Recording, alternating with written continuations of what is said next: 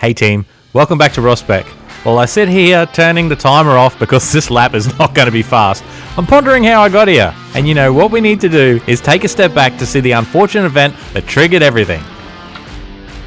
I went to the shed with a list of things that I wanted to achieve to make Robin a little bit better, which were sort out the shifter, maintain the brakes, improve the side vision, and put in a couple of extra safety items. But when I opened the door to the shed, I was greeted with my FG Supercar-style bumper that I intended to put on my GS years ago. It had jumped off the shelf and ripped off the side mirror, and the mirror lens was shattered. Now I have to ask you a question. If breaking a mirror is 7 years bad luck, is that transferable if I'm not there when it happened?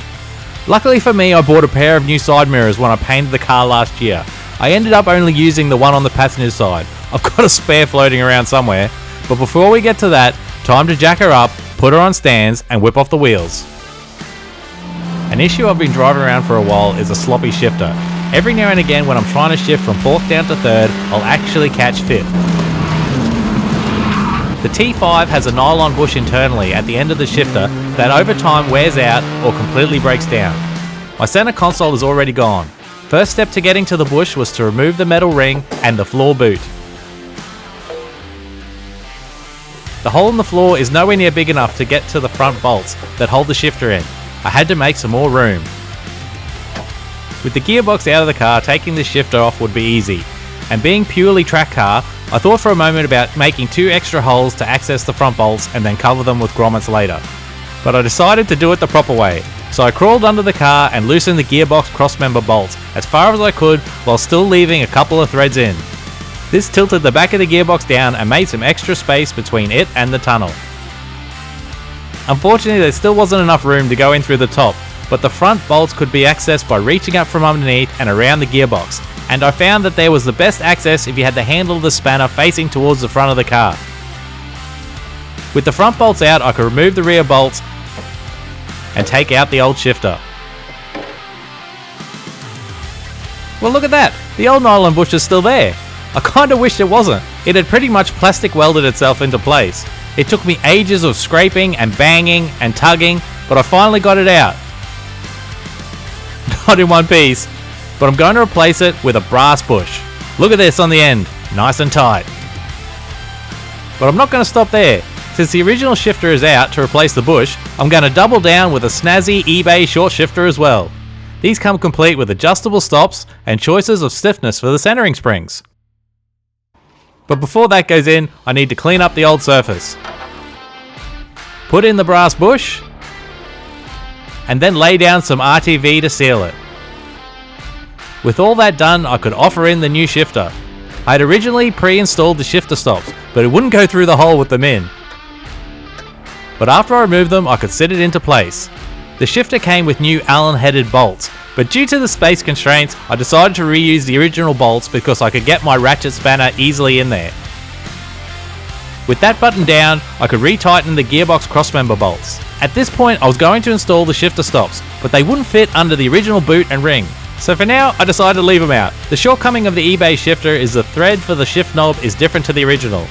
So I threaded on a universal aluminium one and gave it a few test shifts. Wow, nice and tight.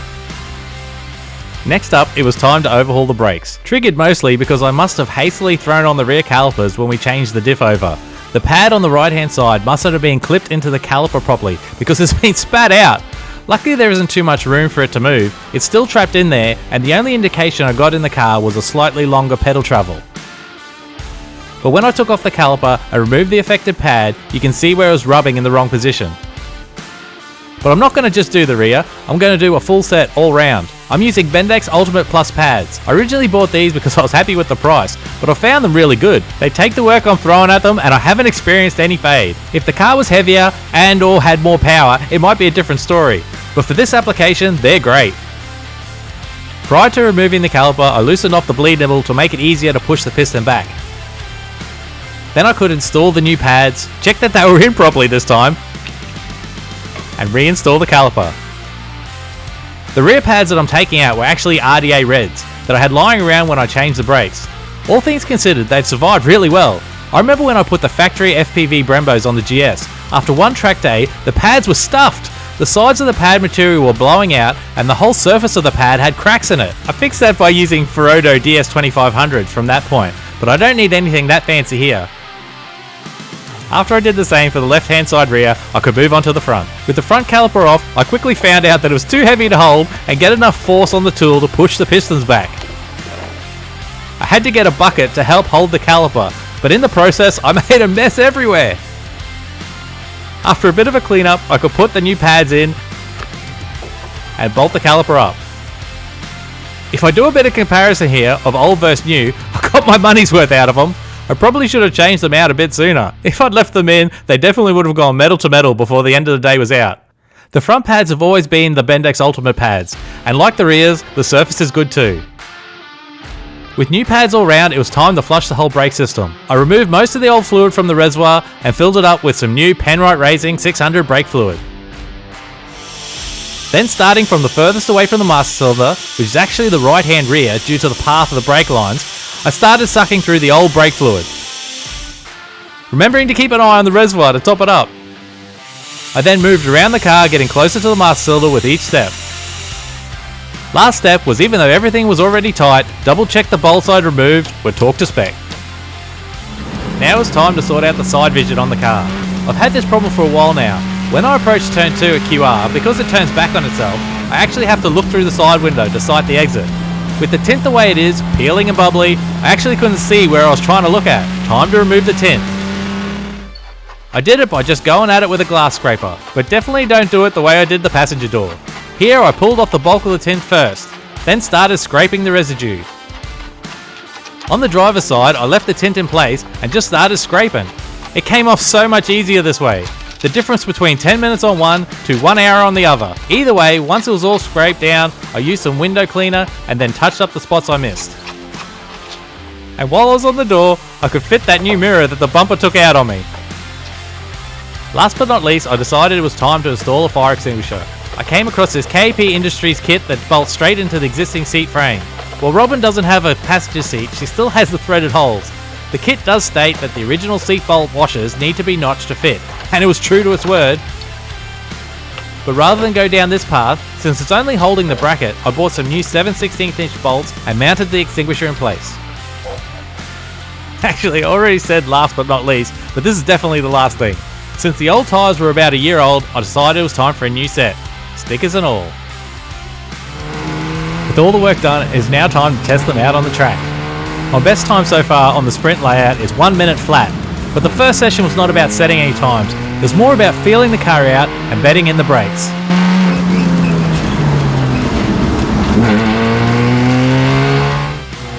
I must have dawdled around too long, because by the second lap the Porsche caught up and I had to let him through.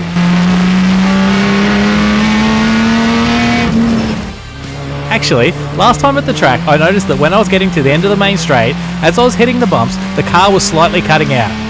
This time being dry, I can accelerate to the same speed much earlier, and I realised I wasn't cutting out, but hitting a speed limiter. It is holding me at 176 km an hour and for almost 2 seconds. Look like it's time for a tune to get that limit lifted. Come the second session, it was time to go for a lap. My first lap was compromised because I had to make my way past the Supra.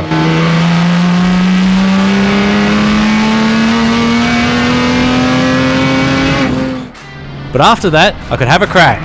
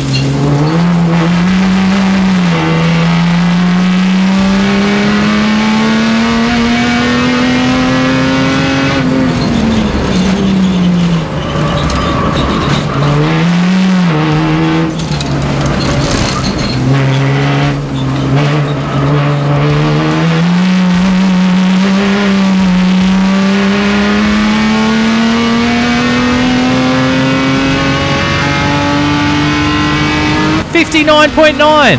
She's done it! Robin has gone sub 1 minute. On the next lap, I was up for most of it, but had a poor exit onto the straight and ended up 3/10 down. Time to keep pushing.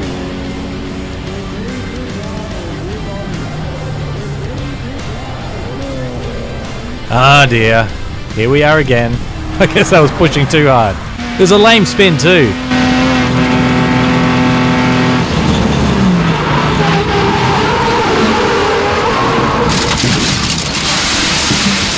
The rear just disconnected coming off the brakes over the bumps.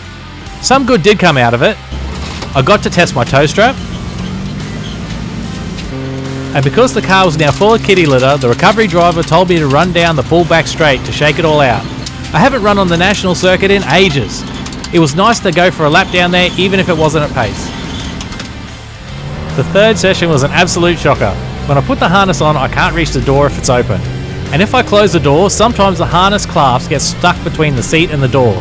So when I belt up, I normally leave the door just ajar until I'm strapped up. Well, guess what? I went to leave my pit box and I forgot to close the door properly.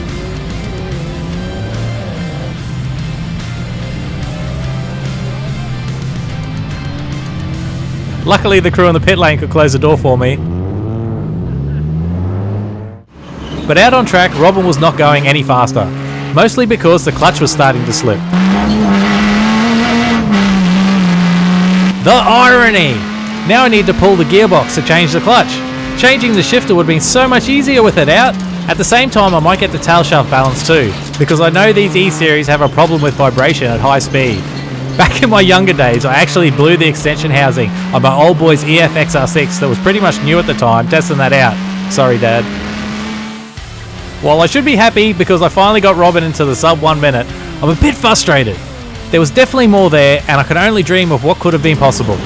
Before she hits the track again, I'll definitely have to change the clutch. Maybe I'll look at another couple of upgrades too. Don't forget to like and subscribe to see how that goes, and any other changes that I can sneak in. Until next time, remember, there's more to going fast than going fast. Catch you later.